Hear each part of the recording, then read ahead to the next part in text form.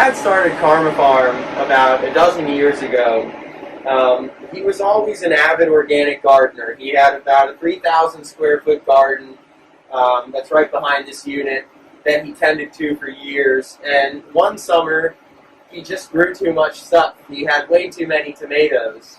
And my dad is kind of a natural entrepreneur, so he just thought, well, I'm going to take them down into Hamden and go knock on restaurants' doors and try and sell some tomatoes. College studying vertical hydroponics and getting my head around the financials of it, and it appeared to me there was a really great opportunity with Karma Farm because we had an established customer base that really liked our product and our customer service. They really loved working with us, and it appeared to me that there was an opportunity to combine different production methods to create a really powerful offering to the local restaurants. So I pitched purchasing the freight farm to my dad and combining the methods of production. And we went up to Boston, checked out the unit, saw what we could grow in it. We germinate our seeds down on this level for 1 week. They go under a humidity dome that makes them nice and humid so they can germinate. After they've come up, they'll be moved to this level. This is where they first start receiving water. So this will get transplanted after 3 weeks from seed and go into these towers.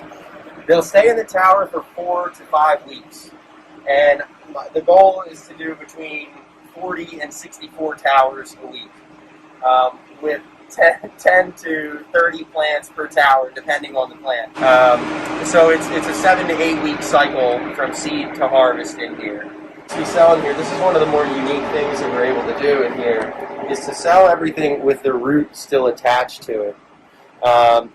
So for something like herbs, the fact that it comes rooted is huge for the chefs. It extends the shelf life.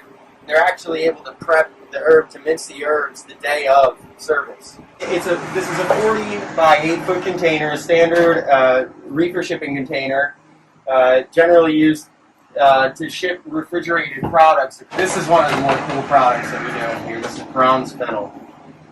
So it's a beautiful color. It has a very short seasonality outside.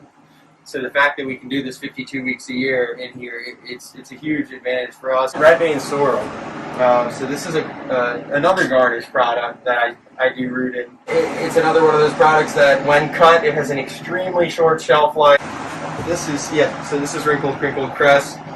Another garnish that's kind of a repeating theme in here that we sell rooted. Let me go into the costs associated with owning and operating a vertical hydroponic farm.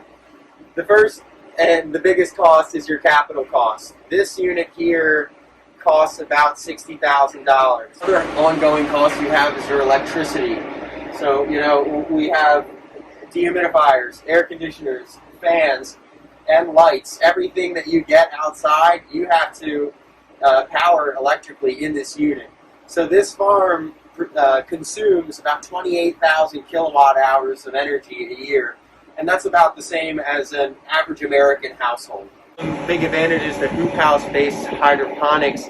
Indoor does have its advantages in specific instances, particularly if you have limited space, if you have limited water, if you have poor soil.